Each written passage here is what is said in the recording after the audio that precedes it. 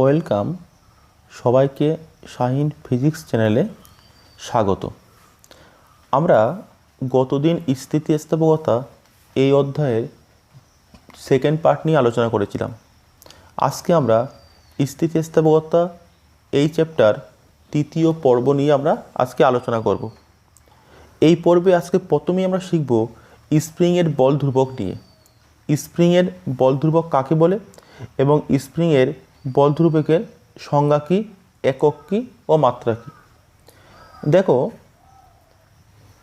যদি আমরা কোনো একটা স্প্রিং নিই, একটা লম্বা স্প্রিং, যে স্প্রিং যার মুক্ত প্রান্তে কোনো বল প্রযুক্ত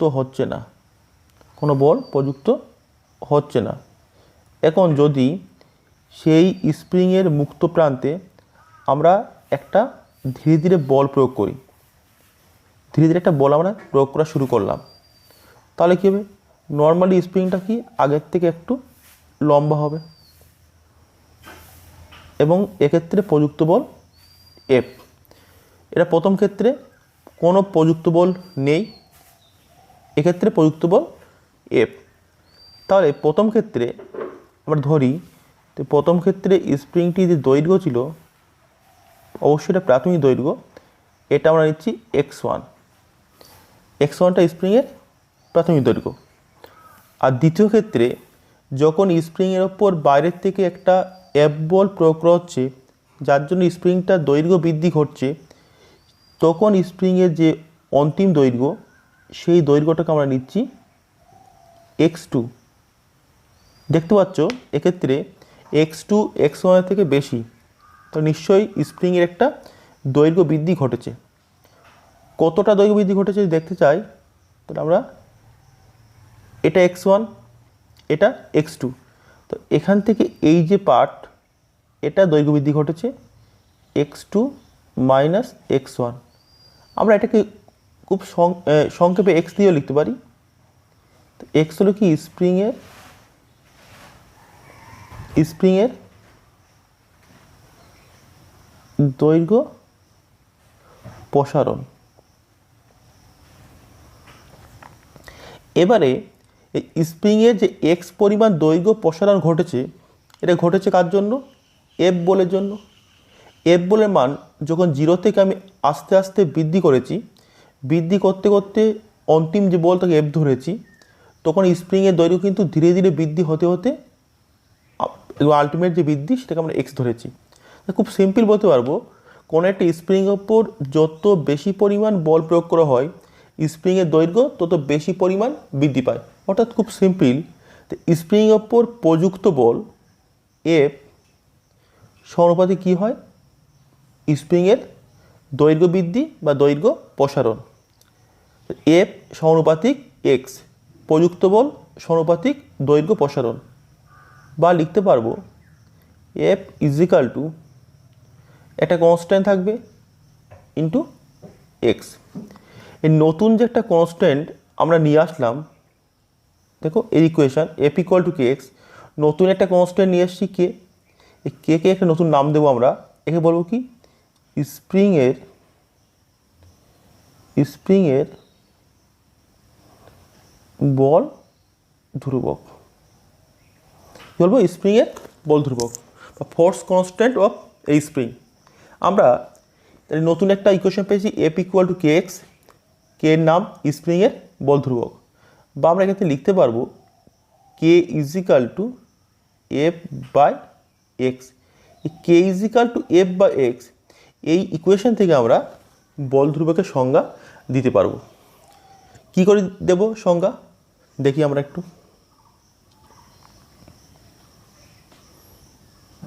দেখো, আমি এটা পাশে লিখছি। যদি আমরা স্প্রিংয়ের বল ধ্রুবকের সংজ্ঞা দিতে চাই, তাহলে কী পেয়েছি? আমরা পেয়েছি কে ইজিক্যাল টু, লক্ষ্য করো, এফ বাই এক্স। যদি আমরা খুব সিম্পল এক্স ইজিক্যাল টু 1 ধরি, 1 মানে একক, অর্থাৎ যদি কোনো একটা স্প্রিংয়ের একক দৈর্ঘ্য বৃদ্ধি ঘটাতে হয়, সেক্ষেত্রে আমরা কী লিখতে পারবো K is equal to F by 1 is equal to F. অর্থাৎ সেক্ষেত্রে যে প্রযুক্ত বল প্রয়োগ করব সেটাই কিন্তু স্প্রিংয়ের বল ধ্রুবক তার সঙ্গে সমান হবে। কোন ক্ষেত্রে? যদি স্প্রিংয়ের দৈর্ঘ্য বৃদ্ধি বা দৈর্ঘ্য প্রসারণ 1 হয়, তাহলে সংজ্ঞা কী বলবো? সেক্ষেত্রে আমরা এর স্প্রিংয়ের বল ধ্রুবকের সংজ্ঞা কী লিখব? কোনো একটি স্প্রিংয়ের একক দৈর্ঘ্য বৃদ্ধির জন্য যে বল প্রয়োগ করা হয় বা যে বল মুক্ত প্রান্তে প্রয়োগ করা হয় তাকে বলা হবে ওই স্প্রিংয়ের বল ধ্রুবক। আবার বলছি, কোনো একটি স্প্রিংয়ের একক দৈর্ঘ্য প্রসারণ ঘটাতে প্রযুক্ত বলকেই বলা হয় ওই স্প্রিংয়ের বল ধ্রুবক। যে পরিমাণ বল প্রয়োজন তাকে বলবো স্প্রিংয়ের বল ধ্রুবক। তো আমরা স্প্রিংয়ের বল ধ্রুবকের সংজ্ঞা আমরা জানলাম। নেক্সট আমরা আসবো স্প্রিংয়ের বল ধ্রুবকের একক এবং এর মাত্রা নিয়ে। দেখি কে এর একক দেখতে পাচ্ছ কে ইজ ইকাল টু কী ছিল? F by X. অর্থাৎ কে এর একক কী হবে? বলের একক বাই দৈর্ঘ্যের একক। কী হবে? এফ মানে বল, বলের একক বাই দৈর্ঘ্যের একক। বলের একক আমরা সবাই জানি যে এসআই পদ্ধতিতে বলের একক নিউটন, দৈর্ঘ্য একক মিটার। লিখতে পারবো নিউটন পার মিটার বা নিউটন মিটার টু দি পাওয়ার -1। এটা কোন পদ্ধতি? এটা কিন্তু এসআই পদ্ধতিতে একক। আর সিজিএস পদ্ধতি একক কী হবে? তখন আমরা লিখব ডাইন, বলে একক ডাইন পার সেন্টিমিটার বা ডাইন সেন্টিমিটার টু দি পাওয়ার -1। তাই প্রথমটা এটা কার ক্ষেত্রে? এটা কিন্তু এসআই পদ্ধতির একক। এটা কার একক? এটা হলো সিজিএস পদ্ধতিরই বলের ধ্রুবকের একক। এছাড়াও বলের ধ্রুবকের একটা মাত্রা থাকবে। মাত্রা কী হবে দেখি আমরা। মাত্রা হবে, তো কে এর মাত্রা কী হবে? বলের মাত্রা কী হয়? আমরা জানি এম এল টি -2 বাই দৈর্ঘ্যের মাত্রা। দৈর্ঘ্য মাত্রা কত? এল। কী হবে? এল কাটবে, তাই কী পড়ে থাকবে? আমাদের পড়ে থাকবে শুধুমাত্র এম টি টু দি পাওয়ার -2। তো এম টি টু দি পাওয়ার -2 এটা বল ধ্রুবক বা স্প্রিংয়ের বল ধ্রুবক। তার মাত্রা একক বললাম নিউটন পার মিটার বা ডাইন পার সেমি। নিউটন পার মিটার এসআই একক, ডাইন পার সেমি সিজিএস একক। আমরা স্প্রিংয়ের বল ধ্রুবক নিয়ে কী কী জানলাম? প্রথমে জানলাম স্প্রিংয়ের বল ধ্রুবক ব্যাপারটি কীরকম কী। নাম্বার 2 জানলাম এর সংজ্ঞা, ডেফিনেশন জানলাম। নাম্বার 3 জানলাম বল ধ্রুবকের একক কী। নেক্সট জানলাম বল ধ্রুবকের মাত্রা কী। নেক্সট আমরা যে পর্বে আসবো সেটা হলো যদি আমরা একাধিক স্প্রিং, এক্ষেত্রে দুটো স্প্রিংয়ের কথাই উল্লেখ করব। যদি দুটো স্প্রিং আমরা শ্রেণী সমবায় যুক্ত করি, সেক্ষেত্রে প্রযুক্ত বল দুটো স্প্রিং শ্রেণী সমবায় যুক্ত করে মুক্ত প্রান্তে একটা বল প্রয়োগ করলাম বা একটা প্রযুক্ত বল আমি অ্যাপ্লাই দিলাম। সেক্ষেত্রে স্প্রিংয়ের দৈর্ঘ্য বৃদ্ধি ঘটবে এবং ওই দুটি স্প্রিংয়ের তুল্য যে স্প্রিং ধ্রুবক বা তুল্য স্প্রিংয়ের বল ধ্রুবক কত হবে সেটা আমি নেক্সট নির্ণয় করব। ওকে,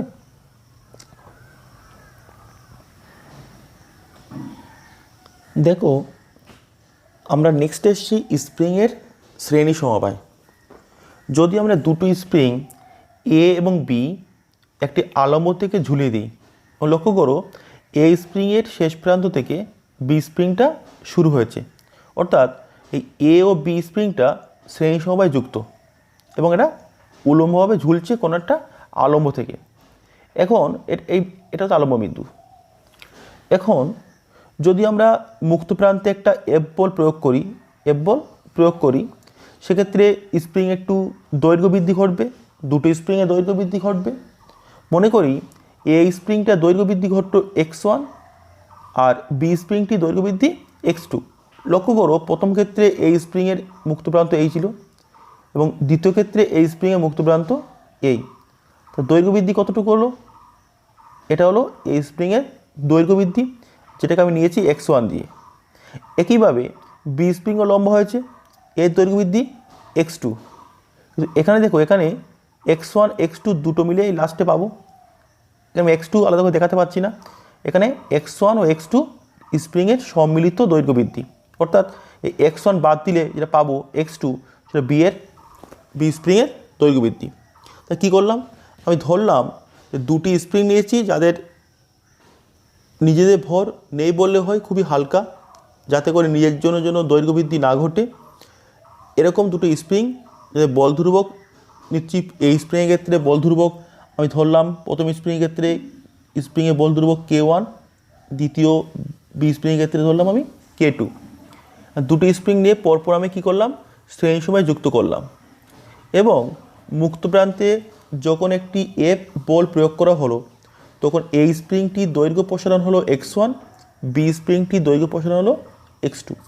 তো আমি এই স্প্রিংয়ের ক্ষেত্রে লিখতে পারবো, প্রথম স্প্রিংয়ের ক্ষেত্রে লিখতে পারবো এফ ইজিক্যাল টু কী ছিল, kx ছিল, তো এক্ষেত্রে K1 x1, যেহেতু প্রথম স্প্রিংয়ের ক্ষেত্রে দৈর্ঘ্য প্রসারণ x1, বল ধ্রুবক K1। একইভাবে দ্বিতীয় স্প্রিংয়ের ক্ষেত্রে লিখতে পারবো K2 x2। লক্ষ্য করো, যেহেতু মুক্ত প্রান্তে এফ বল প্রযুক্ত হচ্ছে, এফ বল কিন্তু এই স্প্রিংয়েও পড়ছে, এফ বলটা বি স্প্রিংয়েও পড়ছে, অর্থাৎ দুটি স্প্রিংয়ে কিন্তু একই পরিমাণ এফ বল প্রযুক্ত হচ্ছে। তাহলে আমি এটাকে একটু গুছিয়ে লিখতে পারি। লক্ষ্য করো কী লিখতে পারবো, এটাকে গুছিয়ে লিখতে পারবো f is equal to x1 by 1/K1 is equal to x2 by 1/K2। কী করলাম, K1 x1 এটাকে লিখেছি x1 বাই 1/K1। ভেবে দেখো, এটা মানে কিন্তু K1 x1। একইভাবে x2 K2 x2 ছিল, তো x2 বাই 1/K2।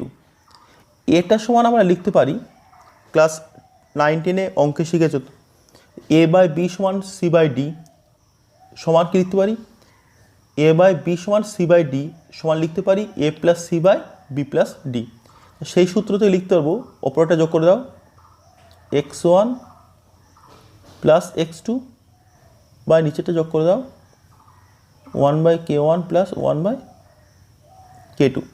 তাই পাচ্ছি আমি কি, এক্ষেত্রে আমি পাচ্ছি f is equal to x1 by 1/K1 is equal to x2 by 1/K2 is equal to x1 plus x2 by 1/K1 plus 1/K2। এই যে ইকুয়েশান লিখলাম, এর একটা নাম দিই আমরা ইকুয়েশান 1, সাপোজ ইকুয়েশান 1।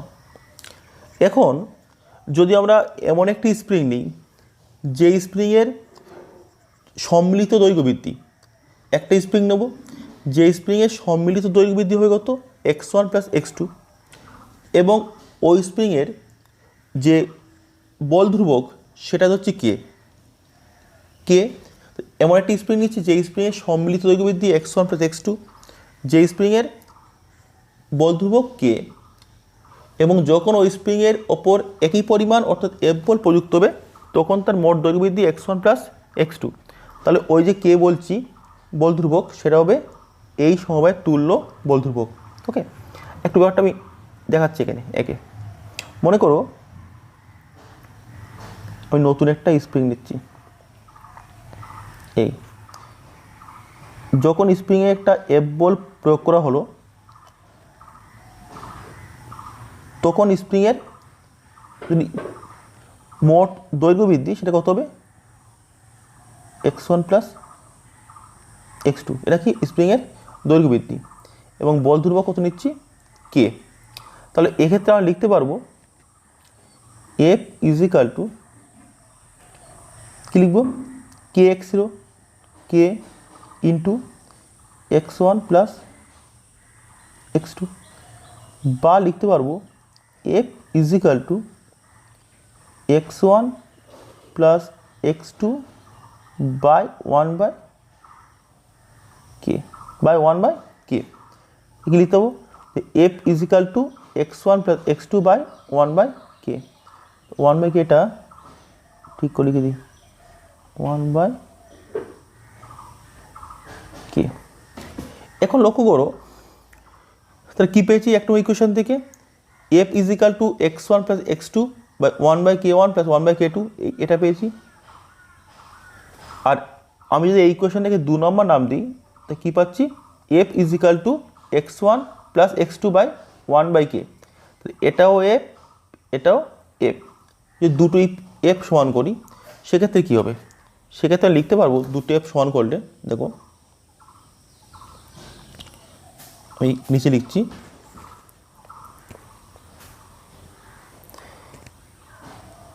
1 ও 2 নম্বর থেকে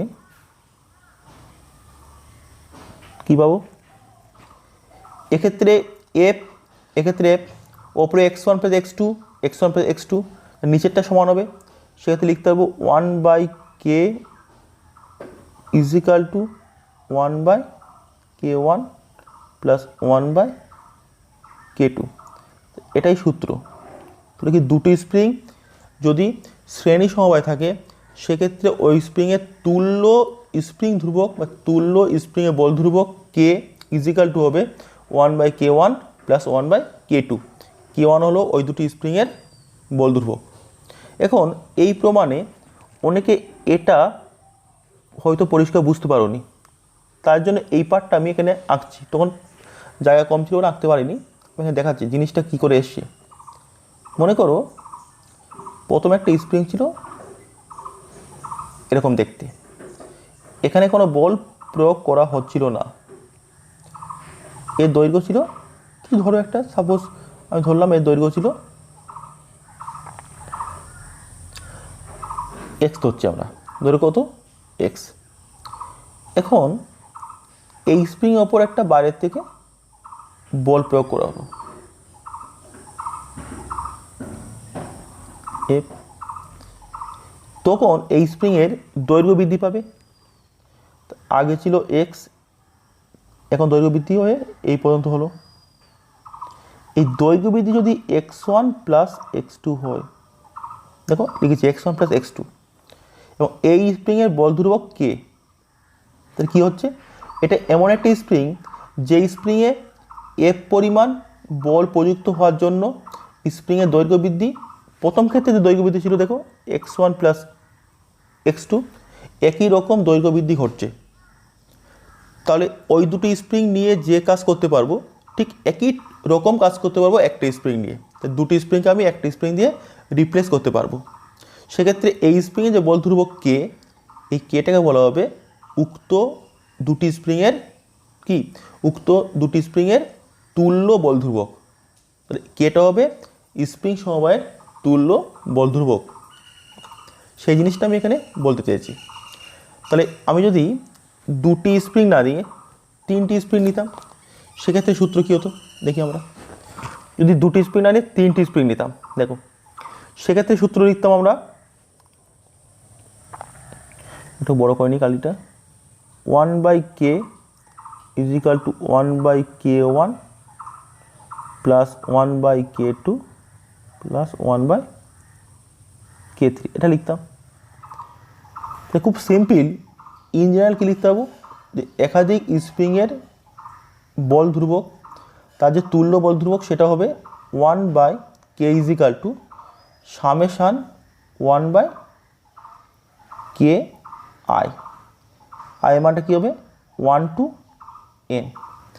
যদি n ইকুয়াল টু আমি 5 বলতাম, n ইকুয়াল টু কী বললাম 5, সেক্ষেত্রে লিখবো 1/k is equal to 1/k1 plus 1/k2 plus 1/k3 plus 1/k4 plus 1/k5। এটা হবে স্প্রিংয়ের শ্রেণী সমবায়ে তুল্য বল ধ্রুবকের রাশিমালা।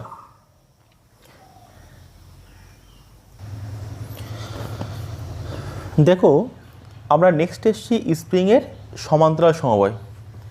দুটো স্প্রিং নিয়েছি এ ও বি, এই দুটি স্প্রিং কোনটা আলম্ব থেকে সমান্তরাল সমবায় যুক্ত আছে, এবং প্রথম ক্ষেত্রে এটা প্রথম ক্ষেত্র, এখানে কি কোনো রকম বল নিচে প্রযুক্ত হচ্ছে না, কোনো রকম বল এখানে প্রযুক্ত হচ্ছে না প্রথম ক্ষেত্রে।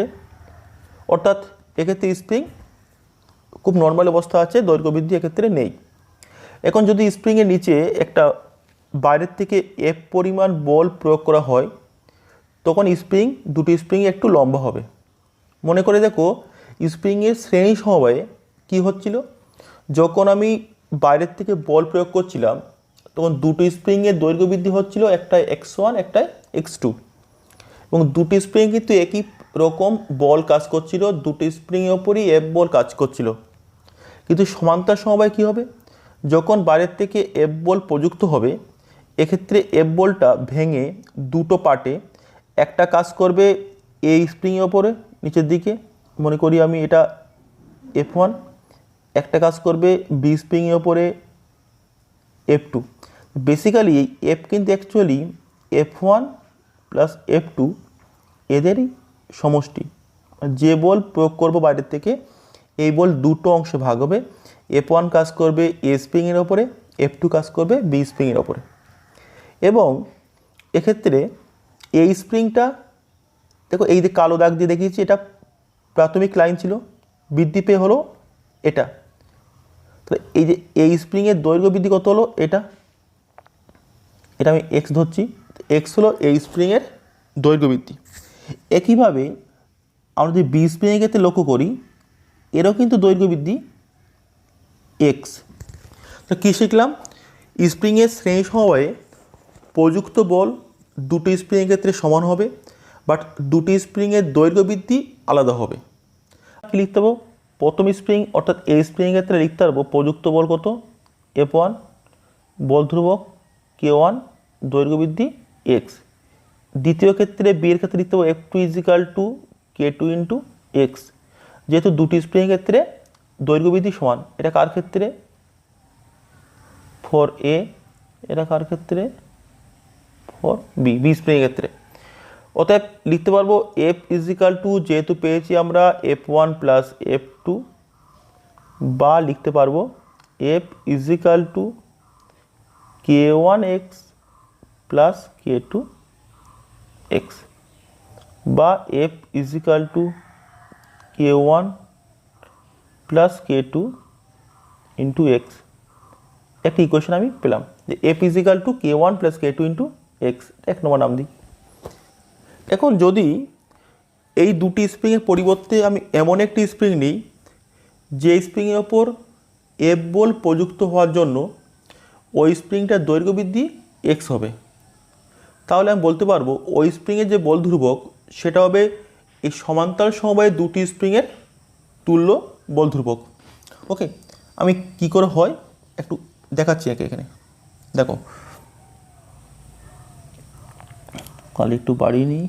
দেখো মনে করি এখানে একটা স্প্রিং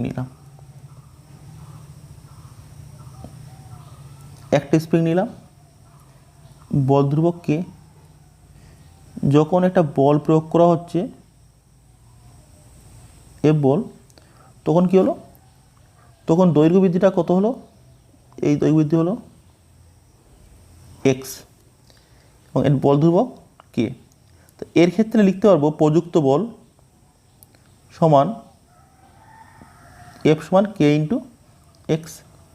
এই যে কে ধরেছি, এই কেটা হবে উক্ত স্প্রিংয়ের সমান্তরাল সমবায়ের তুল্য বল ধ্রুবক। এটা নাম দাও 2 নম্বর ইকুয়েশন। তাহলে 1 ও 2 থেকে পাই কি পাবো আমরা, দেখো 1 নম্বর ও 2 নম্বর থেকে কি পাবো, পাবো 1 নম্বর ইকুয়েশনে বাম দিকে এফ, 2 নম্বরে বাম দিকে এফ। 1 নম্বর ইকুয়েশনে ডান দিকে K1 plus K2 into x, এক্ষেত্রে K ইন্টু এক্স। তো 1 নম্বর ইকুয়েশনে K1 প্লাস K2 স্থানে 2 নম্বর ইকুয়েশনে কে বসে আছে K। অতএব লিখতে পারবো 1 ও 2 থেকে লিখতে পারবো K is equal to K1 plus K2, K is equal to K1 plus K2। অর্থাৎ যদি K1 ও K2 দুটি স্প্রিং পরস্পর সমান্তরাল সময় যুক্ত থাকে, তাহলে কী হবে, তাহলে তাদের যে তুল্য স্প্রিং ধ্রুবক বা তুল্য স্প্রিং বল ধ্রুবক সেটা K ইজিক্যাল টু হবে K1 প্লাস K2, ওদের যোগফল। যদি 3টি স্প্রিং থাকতো সেক্ষেত্রে কী হতো, 3টি স্প্রিং থাকলে লিখতে পারতাম K is equal to K1 plus K2 plus K3। যদি n সংখ্যক স্প্রিং থাকতো সেক্ষেত্রে কী লিখতে পারতাম, n সংখ্যা লিখতে পারতাম তুল্য বল ধ্রুবক কে ইজ ইকাল টু হবে summation K I, I is equal to কী লিখতাম 1 to n। ওকে, এটা ইন জেনারেল ইকুয়েশন। তাহলে আমরা স্প্রিংয়ের বল ধ্রুবক জানলাম, স্প্রিংয়ের শ্রেণী সময়ের তুল্য যে বল ধ্রুবক তার ইকুয়েশন জানলাম, এবং তার সঙ্গে স্প্রিংয়ের সমান্তরাল সমবায়ের তুল্য বল ধ্রুবকের সমীকরণ জানলাম।